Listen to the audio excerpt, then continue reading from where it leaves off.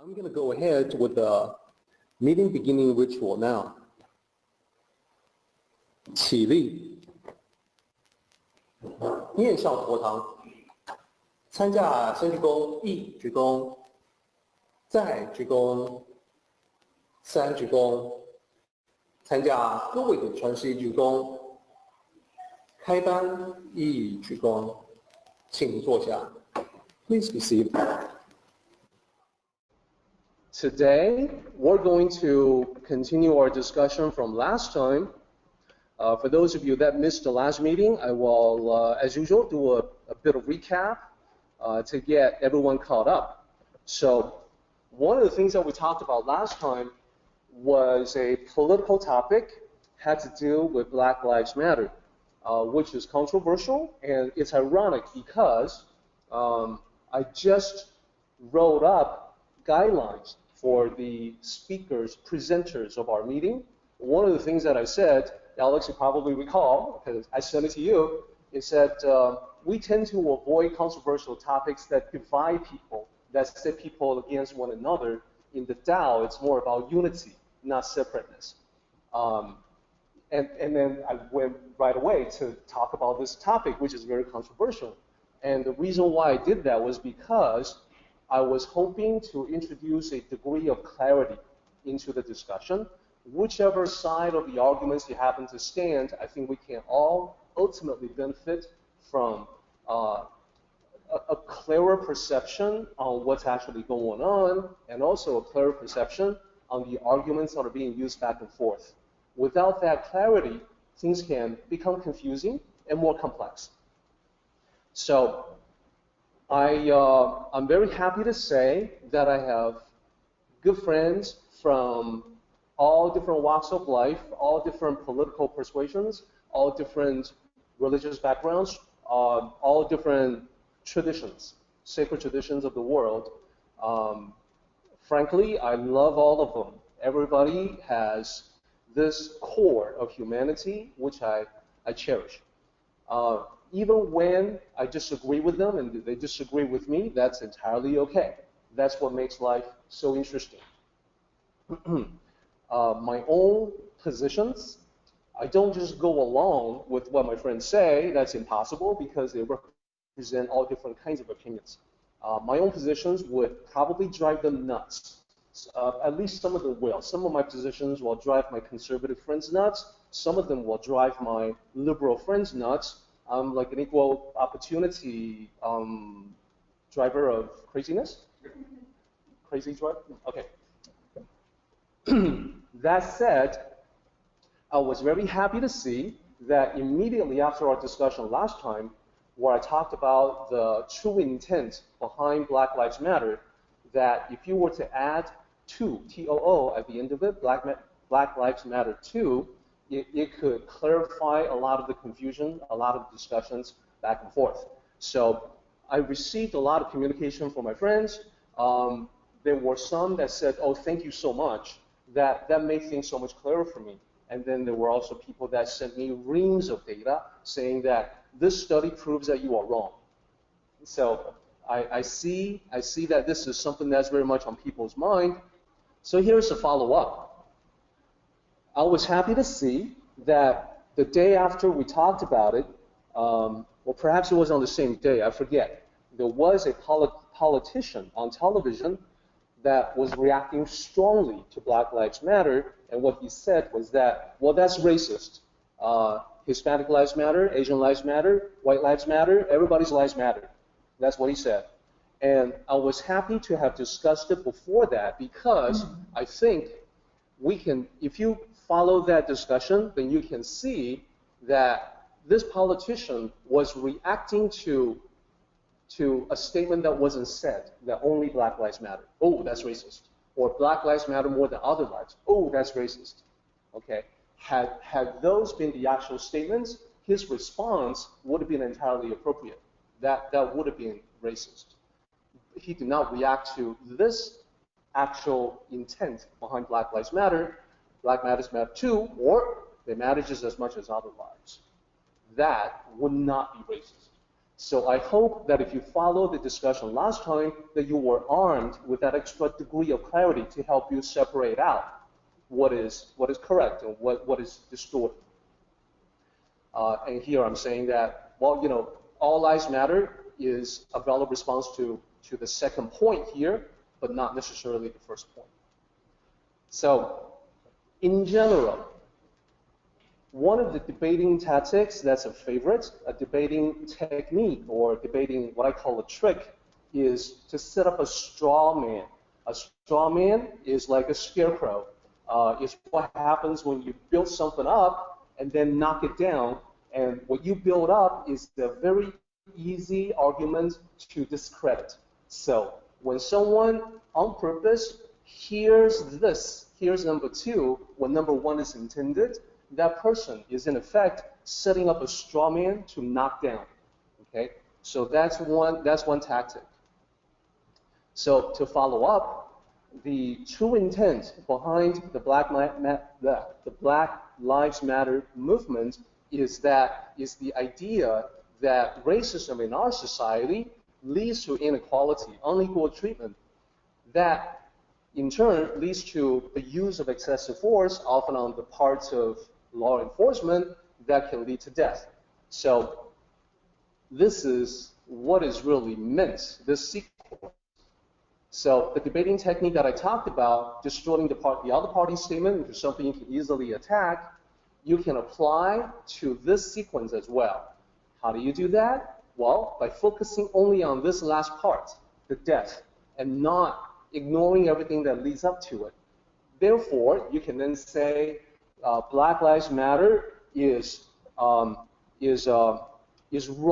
because if they really care about black lives, they would also look at the prevalent cause of black death from black on black crime, etc. That's putting your focus on death, just the death, and not worrying about or just ignoring everything that leads up to it. So Black Lives Matter is not specifically about the amount of death that occurs in the black community. It's about the inequality that leads to some of the deaths or some of the injuries. So this is another way to demonstrate that you can always use a lot of tactics, tricks, techniques in a debate to muddle things up, to make it difficult for the other party not to get closer to the truth, but to help your side win.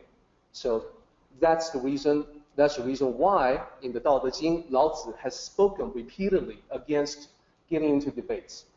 You can discuss, you can express your opinions, your thoughts, but my suggestion to everyone is that when your thoughts, when your ideas, your expressions, when it begins to get into the arena of debates, I suggest you do what I do, which is to concede victory to the other side right away. You know, this sounds like a debate. Guess what? You win. I admit defeat. You know, I don't need to win this debate or argument. You can have all the victories you want. You already know what I think, what I feel, my position, and I'm happy to leave it at that.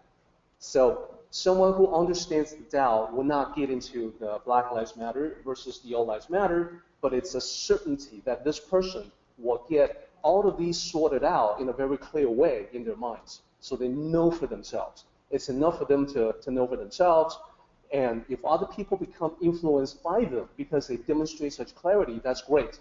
But if other people are set in their ways and strongly intent on going along with their own ideas, that's fine too. Everybody has a different path. So the other part of it, the other big part that I noticed is what this chapter 57 talks about, and that's complexity versus simplicity. It is always possible in any debate to make things more complex.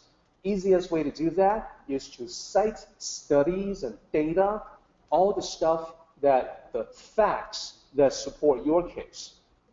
So there is a long history of this that goes back before the internet. Let me pull this up here. So back in the Old West, people who wanted to peddle snake oil will cite authority. So and so doctor recommends it. And, let me tell you about the people in the other town. These pioneers, they were afflicted with something. My snake oil, made from pure rattlesnakes oils, the essence of the snakes, cured them in no time flat, etc. So it has a long history. And much later on, still before the internet, something like that type of complexity has often been used to bolster a case. So Washington Post did a study on one particular claim that's often used in self-improvement seminars. So one self-improvement guru says that there is a famous Yale study done at Yale University, that they had undergraduates fill out a questionnaire about their goals for the future. So there were 3% of the people that had clearly written out goals of what they wanted to accomplish. So they followed up on these individuals over the years, and they discovered that the 3% were far more successful than the 97% just because they had written goals. And after X number of years, they discovered that the 3% had far more personal financial assets than the rest of the 97% combined. So this was a cool story for the motivation experts, and it motivated everybody to write things down, which is a good thing. So that's a positive result. However, people didn't want to know exactly which Yale study was it that you cited. What year was it done? Who were the researchers conducting this particular study? Who were the people involved in the study? We'd like to follow up with them, ask them if they want to be interviewed, etc. So they went back to the motivation expert. That motivation expert said, I heard that from another motivation expert. So they went to motivation expert number 2. And the second expert says, I heard that from another motivation expert number 3. Which, by the way, if you guys are curious, it's Tony Robbins, Brian Tracy, and Zig Ziglar. So they then went to number 3, and number 3 says, I think I actually heard that from Tony Robbins, number 1. So the circle is now complete. And looking into Yale University archives, no such study was ever actually conducted. That's not to say the point isn't good. The point is that you have to write things down. There are other studies that actually study that, and they've been published in peer-reviewed journals, and they prove that writing things down do make things occur. I personally even attribute supernatural powers to it, just for my own thinking. I like to say that as it is written, so shall it come to pass. Something that's written down somehow, in my mind, has this extra power to manifest into reality. That's another way to paraphrase what the research is showing, that people who write things down are much more likely, higher probability of success in achieving that which they wrote down. So my point here is that studies may not necessarily exist, or they may be based on bad data or non-existent data, and they could also show bad results, bad conclusions. Now, the internet makes this much easier than ever because no matter what it is that you believe or want to argue for, you can find tons and tons of evidence to back you up. Now, that's not necessarily, doesn't necessarily mean that you're on the right side. A lot of you guys remember that several months ago I talked about a good friend of mine, whose name is Michael. I worked with him for 7 years in my job as an IT manager. He was a sales guy. Now, Michael was probably over 500 pounds. He's a really, really heavy guy. He used to send me all kinds of articles proving that bacon is good for you. Among other little fascinating factoids. I've talked to him about this, and I've tried to convince him that, Michael, you can convince anyone of anything with these studies. At the end of the day, though, you have to look at the actual reality to get the truth. Now, Michael's one fault was his ego, and it made him impervious to anyone else's opinions. So I'm very sad to say that last year, at the age of 51, he died of a massive heart attack after visiting his dentist. So reality has proven that those studies that he sent to me were essentially worthless. He followed the advice of false experts, false studies, and later on, reality dropped the hammer on him. Real life dropped the hammer on him. He's no longer with us. So as I grieve his passing, I also want to somehow make other people aware that this is what can happen if we use data, if we use a lot of data, introduce complexity, etc. So I see data being used, I see complexity being used to muddy the water in the current discussions that we have in the political spheres of our society.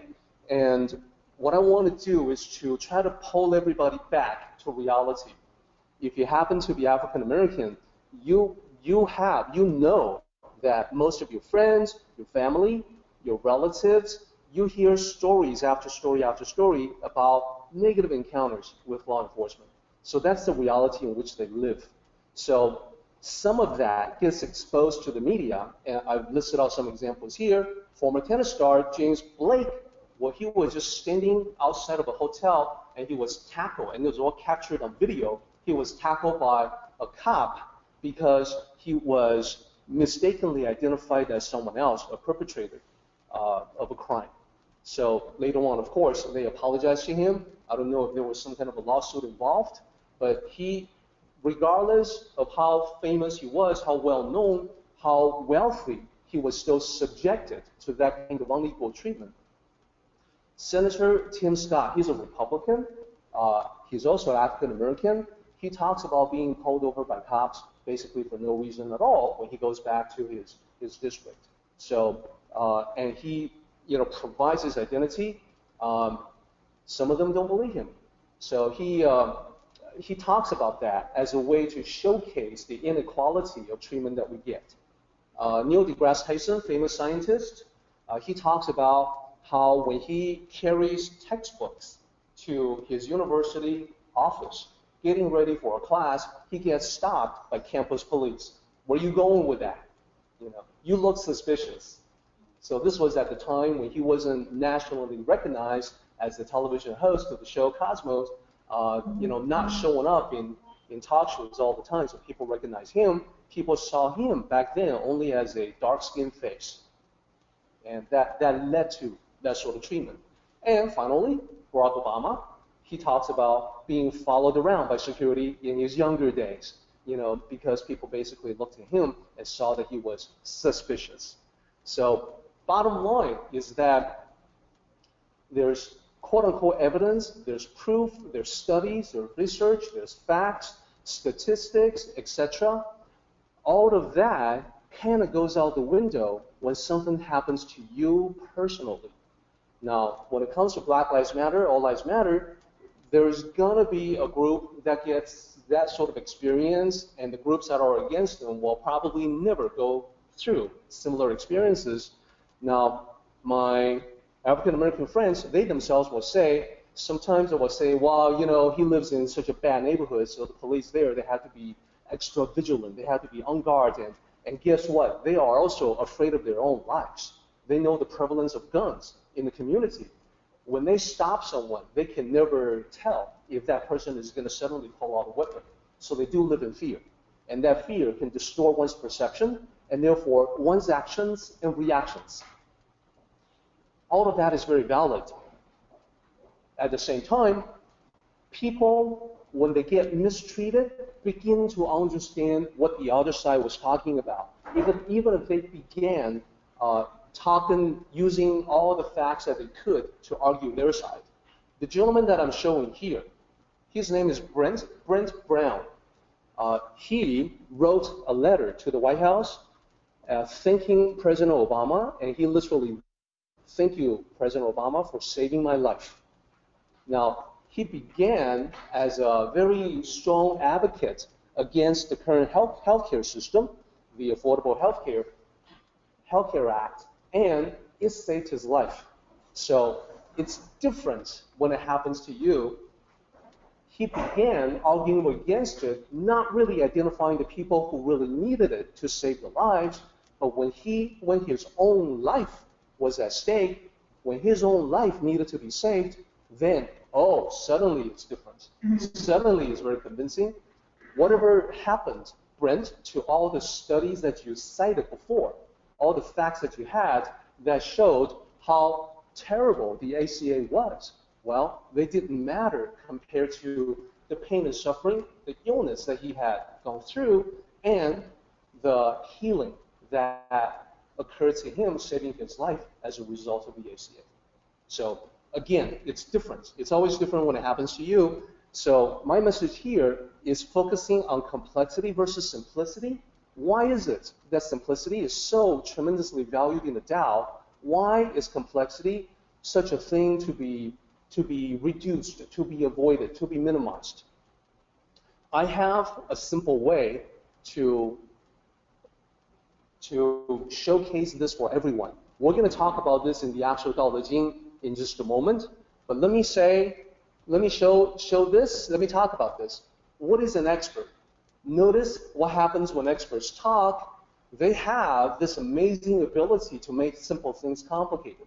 You know, oh, you believe so, do you? Well, I have seen blah, blah, blah. What about this? What about that situation? They will introduce all kinds of scenarios, conditions, you know, contingencies that you didn't think of before. They make things very complicated. At the end of your discussion with an expert, your head is spinning. Wow, okay, I'm full of all this knowledge, and I have no idea. You know, what I thought before was all wrong. No, I'm not sure what to think. So complexity leads to confusion. Even things that you thought was very simple before, they do become complicated very quickly when an expert is involved. What about a master? A master, someone who has mastery. That is a person who can make complicated things simple. Simple without losing the essence of the intent. What is the original intent? Why are there real life sages that we all respect? Why are there certain people that we turn to? It is because they have mastery. They can take a look at something. Some of the great quotes that you see on the internet come from such masters. They can boil everything down to just a phrase or two, and then suddenly it's like, oh, I see. This is cutting through all the confusion that I had. It's getting me back to the essence. Now I see what I should have seen in the first place, if not for all that complexity. That is a master. That's a genuine master. So when we study the Tao, we're not trying to gain expertise. We're trying to gain mastery of life. Let's go ahead and do the meeting ending ritual, everybody. 起立，面向佛堂，持架三鞠躬，一鞠躬，再鞠躬，三鞠躬，持架跪臀是一鞠躬，接班一鞠躬。Okay, everybody, we are done. Participate in the Tao meeting by joining us online. For information, go to taoism.net/Tao